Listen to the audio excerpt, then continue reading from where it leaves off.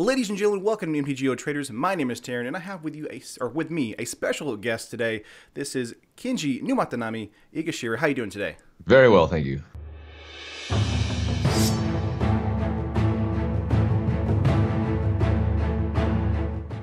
Good to see you. I appreciate you coming out for this interview today on the channel. It's kind of early in the morning right now, so I'm still waking up a little bit. Hope you are too. Haven't had my coffee, but I'm an early bird, so this is all good. Oh, nice. Well, I have my coffee right beside me. It's my lifeblood for today. So I wanted to kind of come and ask you a couple questions. And the first question I want to try and ask every single person we interview is, how did you get started into Magic? Just Magic in general? Oh man, this was 18 or 19 years ago now. My older cousin was playing, and I was just at a family event of some sort, whether it be Thanksgiving, Christmas, or something like that. And he was playing with these cards, and being the young kid looking up to my older cousin that I was like, hey, these are cool, these are awesome. And I just started watching him, picking it up from him. It was more about the art at that point. I didn't really read the cards and understand how the interactions and stuff worked. But yeah, it was a long time ago. My older cousin basically introduced me. I started with the art of the cards, which I thought it was cool, and then I just slowly learned the game from there, and it's been great ever since. It's been a roller coaster ever since. So, did you ever start or play any other card games previous to Magic, or? I think I touched the Pokemon TCG when it was like first coming out. When I was that was when I was real little. I think I picked it up on like the Game Boy first, the Pokemon game, of course. Right. And then they brought it out on cards, but I didn't really do much with those. I think I collected them a little bit, but it was basically just right into Magic after that.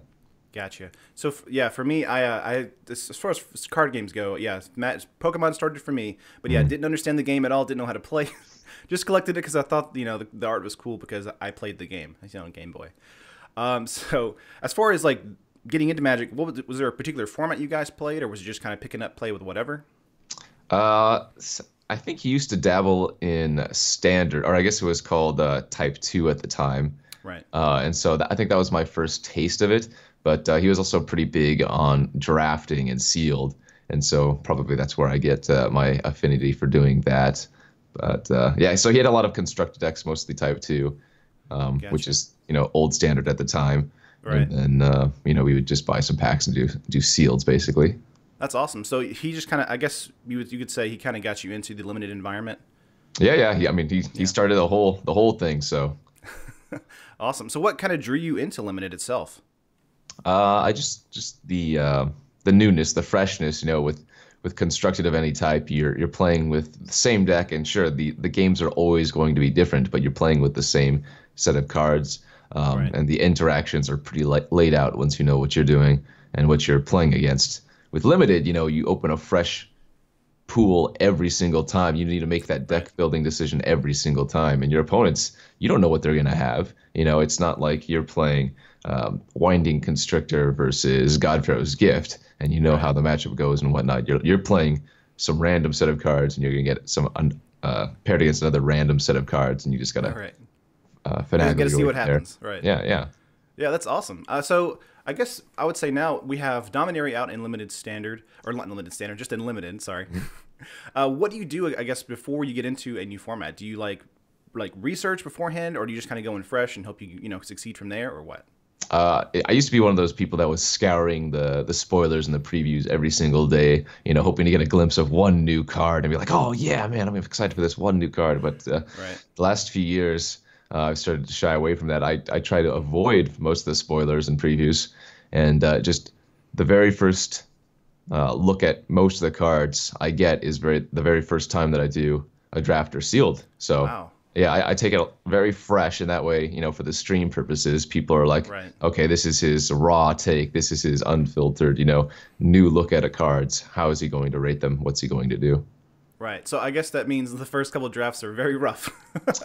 Not always. Not always. But for the most part, yeah, it's nothing's solidified. You're just Yeah. testing out new things. So Right. Right. definitely. That's awesome. Like that's such an interesting way to look at it as far as like from a drafting perspective because you're not getting these preconceptions of other people's like interpretations or impressions of a card and you're just Mhm. looking at it from your perspective in your own draft and that is Right. awesome. That's so interesting.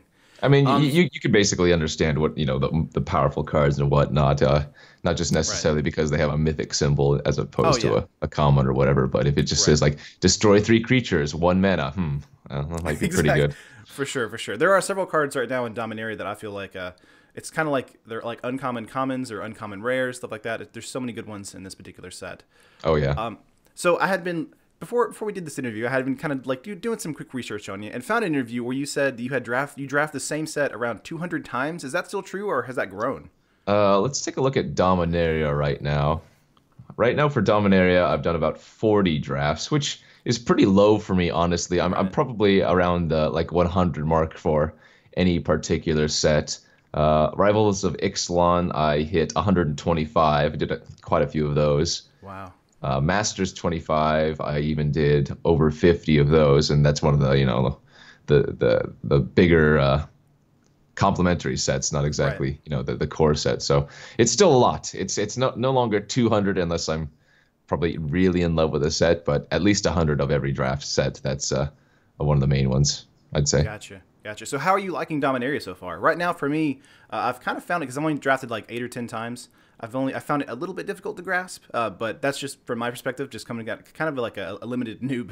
So I enjoy it. It's very nostalgic. I think a lot of people come back to the point of, oh my gosh, the Weatherlight and the Tempest Block era, whatever, the storyline.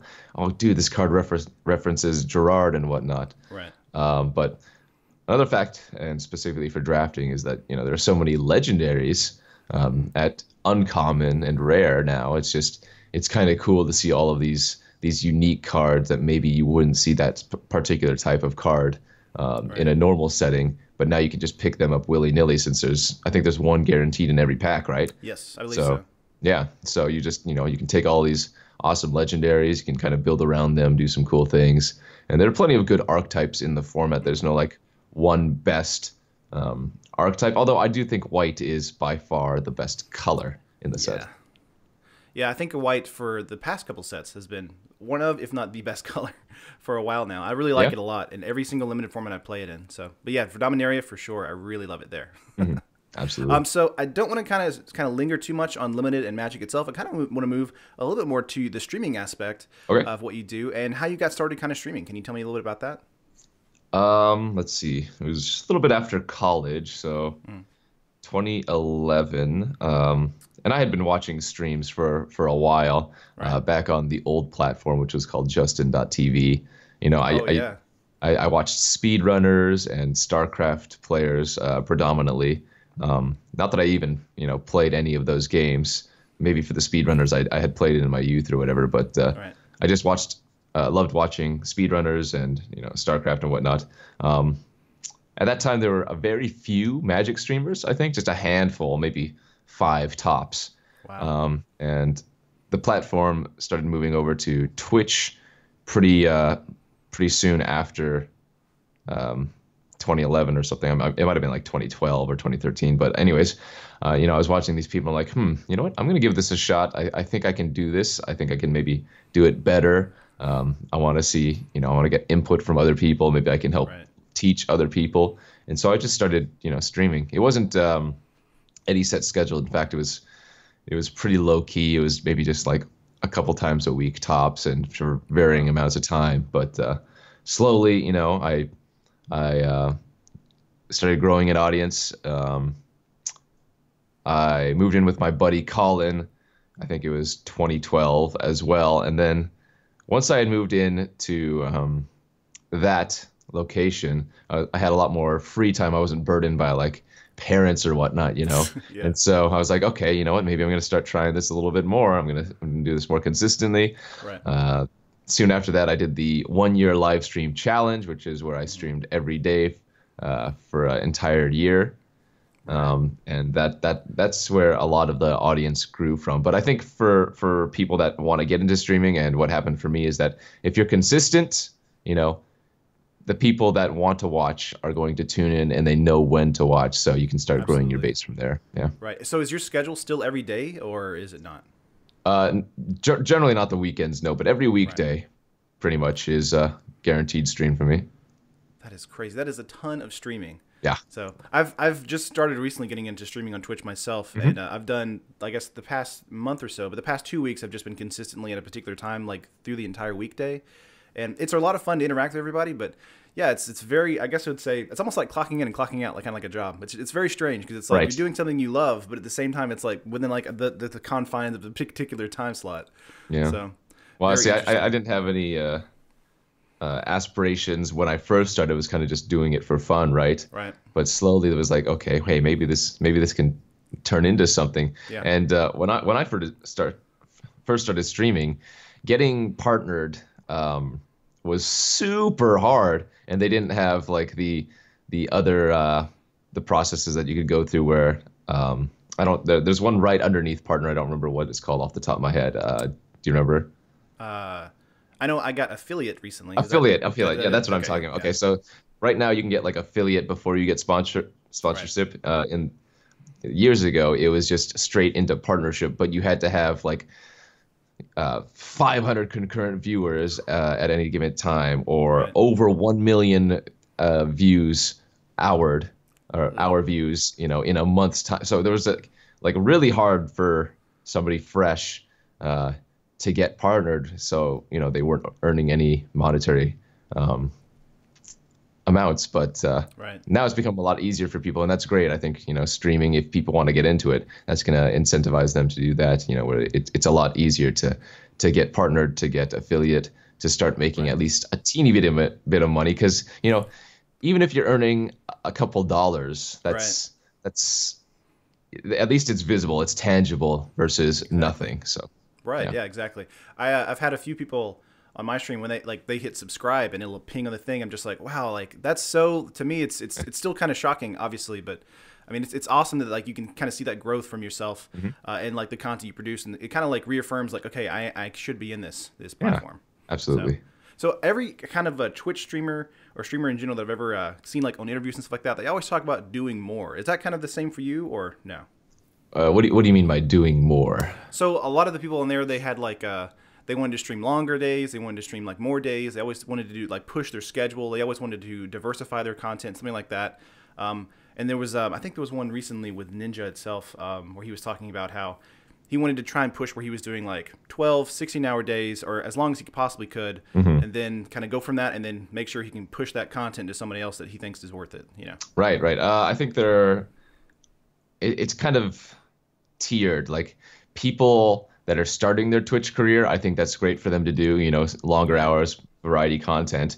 And for people that are ingrained and have, 100,000+ viewers like Ninja, sure, absolutely. Like Right. he's got a huge platform now. He's making a lot of money as a result of it. And I think that's, further driving him to do all of these things. I'm kind of in that middle tier now where I've been doing it for so long that it's I don't know. You're a seasoned veteran. Right, sure, but it's more natural. It's habit, and so yes, while I do want to stream longer hours and spice up the content, I also want to have an outside life or whatnot. I just recently got engaged as well, so Right. yeah, Congratulations. Thank you. So there's a lot of things outside of streaming, right? But Absolutely. the nice thing for Magic is that it always keeps the content fresh, just by nature of having a new set every 3 months or even faster than that. Plus, there's multiple formats that you can play. Whereas a game like Fortnite, for example, which is what Ninja plays, a first-person shooter, or not necessarily, not first-person shooter, what's it called? Yeah, third person, but it's a like a battle royale. Battle Royale. Thank you. I There you go. couldn't think of the name. Anyway, You're good. it's basically the same game every time. They might add some new weapons or frills and whatnot, but the core of the game itself is going to be the same. Whereas with Magic, yes, the rules are obviously going to be the same, but it's different every single time because of the different formats, different cards, and so I think that's one of the reasons why I'm still enjoying it so much as I am. You know, just because every 3 months there's a new set, I'm like, okay, great, I got to learn all these new cards again. And sure, there might be functional reprints, but for the most part, hey, this is all new. Exactly, yeah. So there's every 3 months for that. Then also in between all that, you have just the flashback drafts, the cubes, all that kind of stuff. So it's always making it fresh. Right. So you do stream a lot of Magic, but there are sometimes I come onto your stream and you're streaming PUBG. What is up with that? You know, I grew up on games like Right. Diablo 3, Oh, StarCraft, good and stuff. one of them was Counter-Strike. Hmm. Counter-Strike was one of the big games that I used to play growing up, and you know, I just like all a lot of these different games, and so you know, PUBG has gotten hugely popular. I was kind of just jumping on the bandwagon, and Sure. this like it gave me a reason to do something other than Magic, Hmm. because it was so popular at the time, and I kind of wanted to just branch out. It's fun. It was something else to do. So, Oh, for sure, yeah. yeah, I'm not gonna become a full-time PUBG streamer. You don't have to worry about that. Not gonna be coming. Okay, I got you. I hear you. I hear you. That's awesome. I think it's awesome that you know, because I feel like sometimes people feel like they're trapped within a particular genre or medium or whatever. And having a streamer like yourself come out and do PUBG or you know whatever they want to do, and say you know you can just kind of do whatever you want on Twitch. That's awesome. So, last question because I want this interview to be a little short Sure. on you. But what would you say, I guess, on those looking to do MTG streaming kind of coming up? What is your, I guess, advice or, you know, the graduation motivational speech kind of thing, the pitch, you know, you would Sure. give to people kind of coming into Twitch? Yeah, I tell this to anybody that asks, but really, you need to have a schedule, right? You need to be consistent so that people know, and you can build a core base of followers and viewers, and they can know where to come and what time to come to watch you. You need to be engaging, right? When you're first starting out on Twitch, you don't want to be, unless you're a seasoned pro and people already know about you, you don't Right. want to be the person that's just playing the game and not interacting, not really talking. That's something that you have to get used to a lot too as well, you know? It's like, I know when I first started streaming, it was a lot harder to not just sit there and play the game and then kind of, you know, look at the chat every once in a while and maybe answer a Right. question, but you need to be engaging and thoughtful.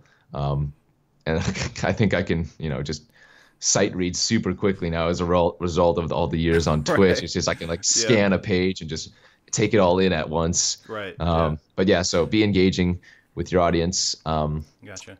So A lot of oops, sorry. just trying to interrupt you real quick on that particular thing with the chat. Mhm. For my streaming, like I find it incredibly distracting, especially because it's Magic when you're Right. trying Yep. thinking about a particular play. How does that not affect you? Like, or does that affect you? Oh no, it definitely affects. It definitely Yeah. affects. You're going to lose some percentages because you're streaming and interacting. But that's just something that you know going in, and you just take it because you know it's worth it. Yeah. Right. Exactly. Next point I was going to make is that you know, and you don't necessarily have to do this, but I tell a lot of people like find a niche, right? Find your place in that streaming community if that's what you want to do. You know, you can be the entertainer or the very good strategic analytical mind, or you can be the curmudgeon or something like that. You know, as long as you fulfill some type of role, and there's, you know, hundreds of roles, you don't have to shoe bag yourself into one of the three that I mentioned, but there's a role that you should play. You know, you are streaming, you are in front of an audience. They want to get something out of it from your personality, and I think those are the three main ones that I would say. Further down the list, you know, get an overlay. You can do that pretty easily, even if it's just like made in paint and a couple lines around your screen. Just polish it up a little bit. You know, I see a lot of streams with just like their random webcam squared over in the corner or somewhere, and it doesn't, you know, there's no symmetry. That it doesn't look like they tried very hard. But just getting like an overlay or something with helps a lot in that regard as well. So those are my suggestions for somebody that's getting into Twitch/streaming Magic. Well, that is awesome. Good advice indeed. And thank you so much, Kenji, for coming out here. I really appreciate it. And of course, where can people find you? Twitch.tv/NumottheNummy.